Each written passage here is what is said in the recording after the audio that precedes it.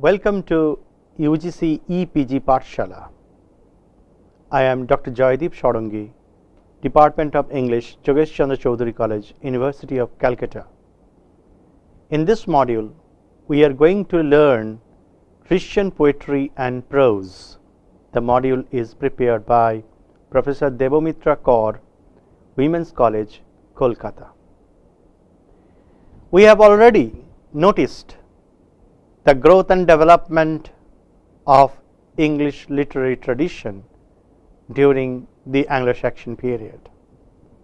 In this module, we are going to learn the effects of Christianity on Anglo-Saxon literature, the Anglo-Latin phrase, the period dealing with Anglo-Latin literature, the contribution of Adelm, Bede, and Alcuin, the contribution of Sidmon, Sinewolf, and other religious writers.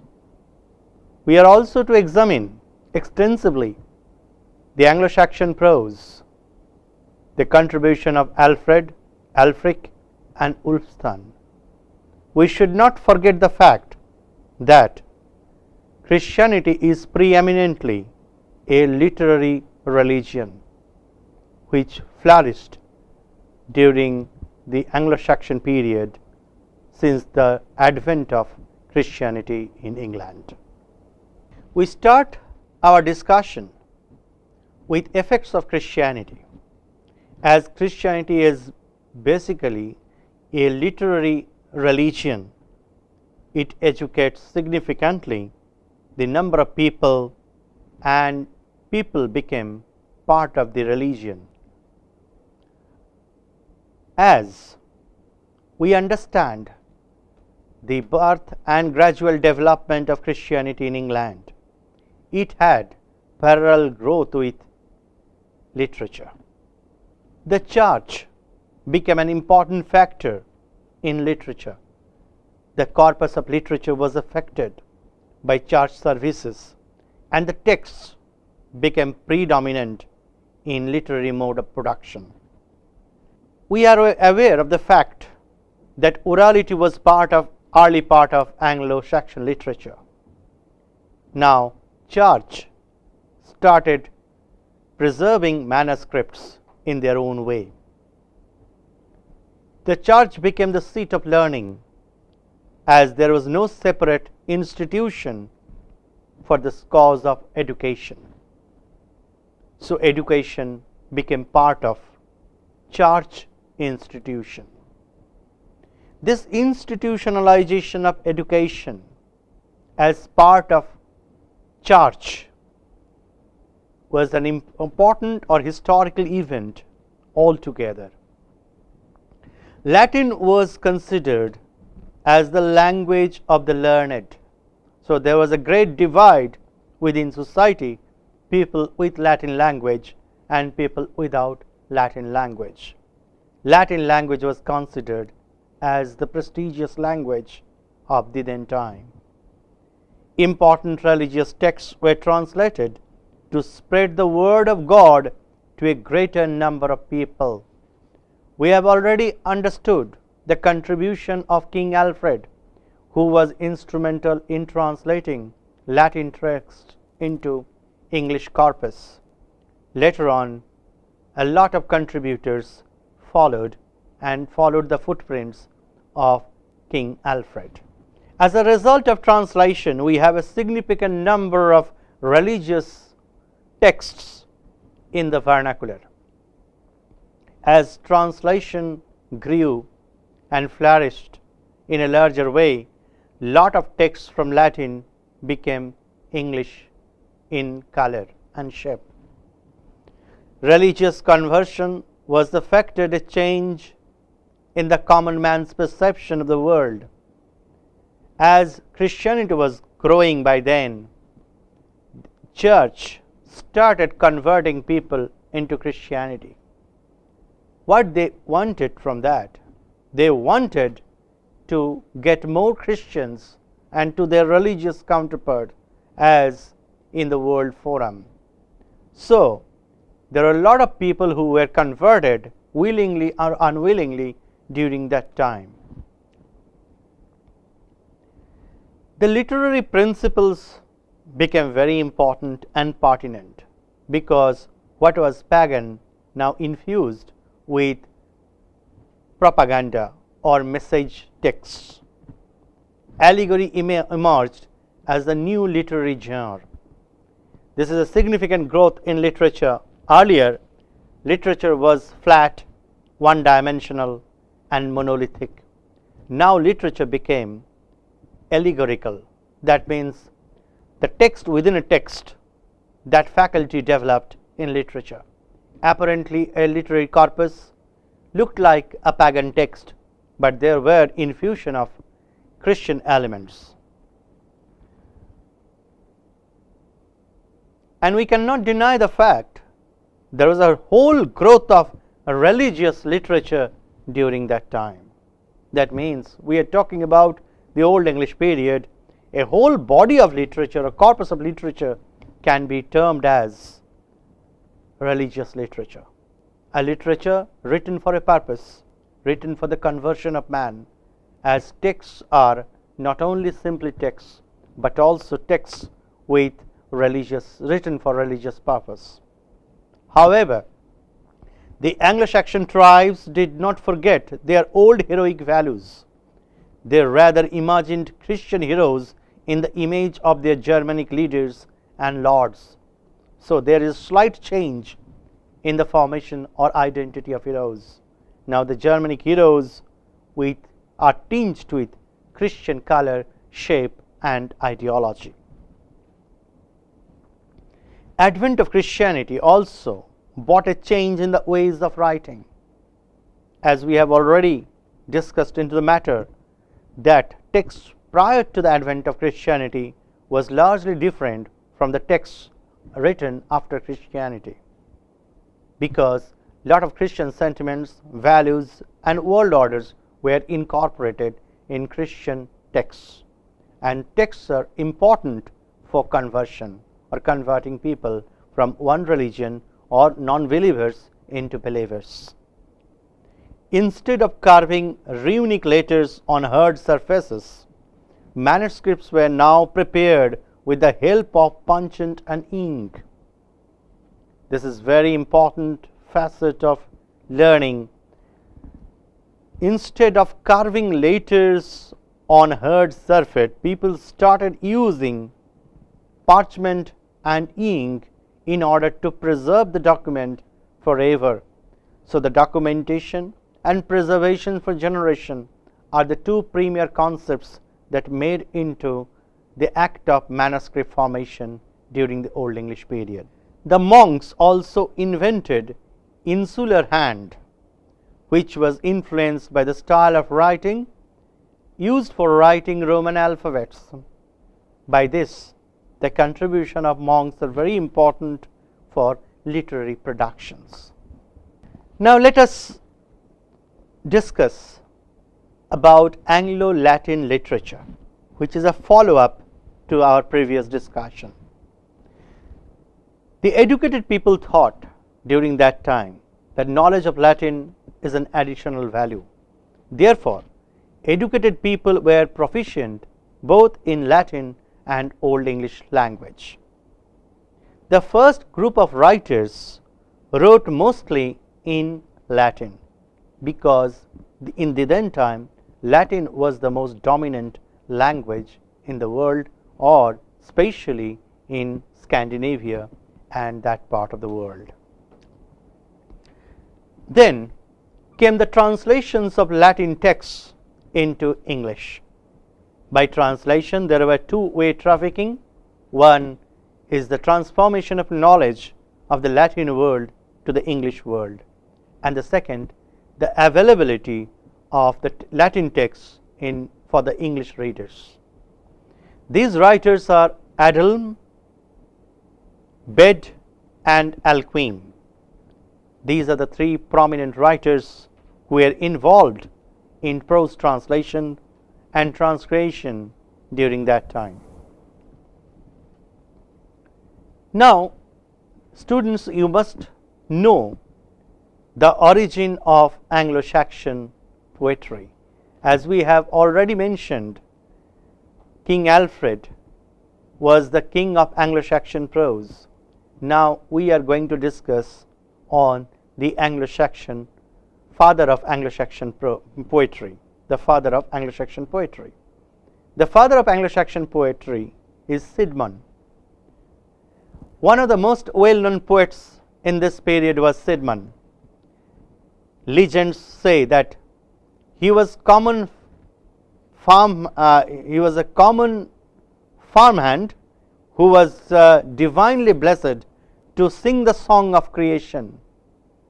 This extraordinary story is also recorded by Venerable Bede in his Ecclesiastical History of English People. Here two things are very important.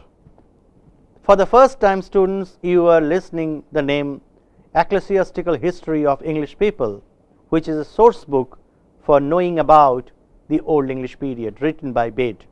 Another thing, the Song of Creation, which is a trademark work by any writer during that time. The most significant poem by Sidmon is Hymn, that is, first is a song. The poem exists in various Old English dialects and in Latin translation, and that was done by none other than Bede himself. The Sidmonian Cycle. When you know Sidmon, you should know the Sidmonian Cycle. Various other poems are attributed to Sidmon. Why did I say the term attributed? Because that was not signed by Sidmon. So, by looking into the context and similarities in style of production, we assign those poems as written by Sidmon. Though many scholars oppose the view, they believe that these were written by other poets who were influenced by Sidmon. So there are two group of critics. One believe and associate these poems with Sidmon. Another think that these poems are written by Sidmonian followers, not by Sidmon. The other poems of the Junius manuscript, this manuscript we have already mentioned in our previous module, that are attributed to Sidmon cycle are: number 1, Genesis; number 2, Exodus; number 3, Daniel; and number 4, Christ and Satan. The manuscript is divided into two books. The first contains verses related to the Old Testament, and the second contains Christ and Satan. Now let us talk about Genesis. Genesis is one of the important poems written by Sidmon, which consists of 2,936 lines. It is a poetic rendering of the book of Genesis in Old English. It tells the biblical story of Satan's rebellion and his expulsion from heaven. That means it is a recreation of the story in the Bible. The poem has a long interpolated section known as Genesis B, and some people consider it as non-Sidmonian. That means it is an interpolation included later on. This section deals with the fall of Adam and Eve, and which is composed in West Saxon dialect, and West Saxon was a very popular dialect during that period of time. Another important poem, friends, is Exodus, and the poem goes to 591 lines, not a small one either. It presents the phrases of Exodus. The emphasis is given on the heroic leadership of Moses. The character of Moses resembles the Anglo-Saxon lord and the Israelites like the the Thanes. So it's again a story dealing with the stories of Israelites and Moses. Another important poem in this connection is Daniel. The poem is 764 lines. It can be divided into 6 bits, which describes in Hebrew. It's about a Hebrew history involving the rule of Nebuchadnezzar and the three children who refused to worship the golden image. A certain portion of the poem is identified as Daniel B, or also known as Ajriya, which is composed in a different style and manner altogether. Friends, we should not forget another poem in this connection, that is Christ and Satan, or better to be pronounced as Christ and Satan. The poem contains 733 lines and composed in East Anglian dialect. Possibly by the time you are aware of some of the dialects we have already referred to. It has 12 fits. The poem begins with the story of creation and then moves on to the fall of the angels, Satan's lament, and the poem ends with a note of Christ's harrowing of hell and ascension. So it's again a traditional tale recreated into writing. The poem lacks chronological order and is not a mere paraphrase of the Bible. The author combines the lyrical, dramatic, and epic traditions to versify his knowledge of Christian theology into writing. So it is an epic tale. It is a tale from the Bible told in a different way to make things popular among the readership. Now there is another cycle. So far we had been discussing Sidmonian Cycle. There is another beautiful teller of tales called Sinewolf, and the cycle is termed as Sinewolfian Cycle. The cycle contains poems which are attributed to Sinewolf. By attributed, I mean the poems assigned to Sinewolf by studying similarities in structure, presentation, style, and thematic demarcation. One major aspect of this cycle is the use of Northumbrian dialect. Friends, you are already aware of 3-4 other dialectical patterns of the then time. The poems attributed to him or Sinewolf are The Fate of Apostles, Juliana, Eileen, and Ascension. The Fate of Apostles is a list of names of places where the 12 apostles taught. Ascension records the ascension of Christ to heaven. It's about Christ and his journey to heaven. Juliana is the martyrdom of Juliana, the sacrifice of Juliana. Eileen, the legend of Saint Helene, the mother of Constantine. Friends, no Anglo-Saxon literature is complete without reference to Dream of the Rood, which is probably the most amazing creation during that time. This ridiculous poem is to be found in the Vercelli book. Some parts of the poem can also be found in Ruthwell Cross. The poem is in the form of a dream allegory. The cross tells the story of its wonderful life and journey. The cross is seen as both Christ's retainer and his slayer. The poem presents a curious admixture of heroic images and Christian theology. As a whole, this poem is an amazing discourse.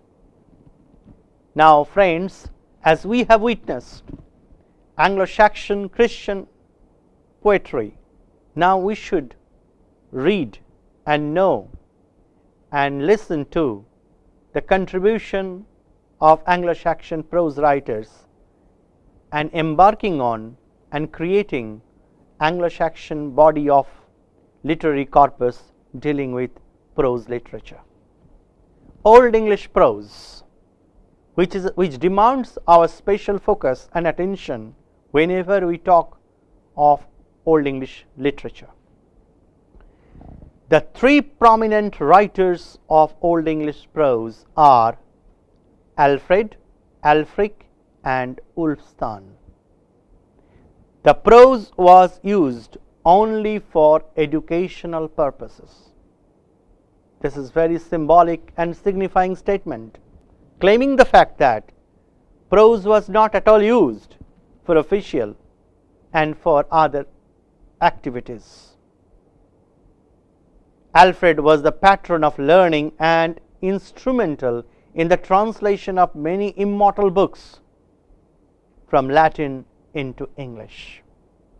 As we have already mentioned, King Alfred was instrumental and the driving force for the spread of English prose during Old English period.